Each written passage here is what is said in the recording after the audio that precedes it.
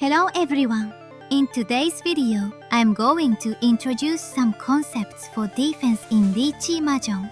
Defensive strategies have the goal of preventing losses by not letting opponents wrong you. Let's see some concepts that help us with that goal. First, Genbutsu. Genbutsu are tiles that have already been discarded by a player, which because of the Furiten rule, are impossible for them to win with. The Furiten rule says that a player cannot win with wrong on another player's discard that they have already discarded before. If an opponent calls Riichi and the tile is discarded after that without wrong, that tile is also a Genbutsu and cannot be used by the opponent. Whenever a player does Riichi, make sure to check their discards and consider discarding similar tiles as they are 100% safe. Also, keep checking what other players are discarding after the Riichi, as these tiles are safe as well. Now, what if we do not have any Genbutsu? This is where more advanced strategies come in. The first strategy we are going to look into is called Suji. The concept of Suji comes from the Furiten rule as well, but applied to Ryanmen weights. Think about this. If you have a 3-4 Ryanmen weight, but have already discarded 2 or 5, you will be in Furiten. That means that whenever a player in Riichi has already discarded a 2 or a 5, they cannot have a 3-4 Ryanmen, making 2 and 5 safer. According to data, most Tenpai weights in Riichi Mahjong are Ryanmen weights, which means that ruling out a Ryanmen weight from the opponent's hand is a good safety boost. Now, how do you actually read Suji? It is pretty simple. There are basically 3 lines of Suji: 147, 258, and 369.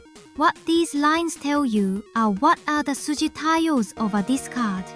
Basically, if a player has discarded the middle tile of a line, then the other 2 tiles are significantly safer because both Ryanmen weights that wait for this tile are ruled out.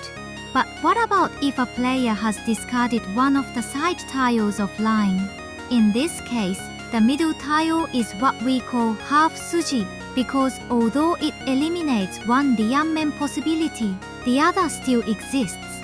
For example, if a player discards 2, they cannot have 3-4 waiting for 2 and 5, but they can still have 6-7 waiting on 5 and 8. Although half Suji tiles are not very safe, they are still safer than non-Suji tiles, which we call Musuji. For instance, discarding a Musuji 3 is 25% more dangerous than discarding a half Suji 5. If a 5 was discarded, 2 and 8 are called full Suji and have about half the danger Musuji 2 and 8. There is another type of Suji called a Nakasuji. For example, when a player discards both half Suji 2 and 8, 5 becomes Nakasuji because both Ryanmen are ruled out just like a regular full Suji, and it is just as safe. Let's do some exercises. In this situation, let's assume we need to push 5 or 8 pin to keep our Tenpai, but we want the safest option. In this case, 8 pin is Musuji and 5 pin is half Suji, so the most safe option would be discarding 5 pin. In this situation, we do not have Genbutsu and need to avoid dealing in. Since the player in Riichi has discarded 4-man Zu, 7-man Zu is our best option.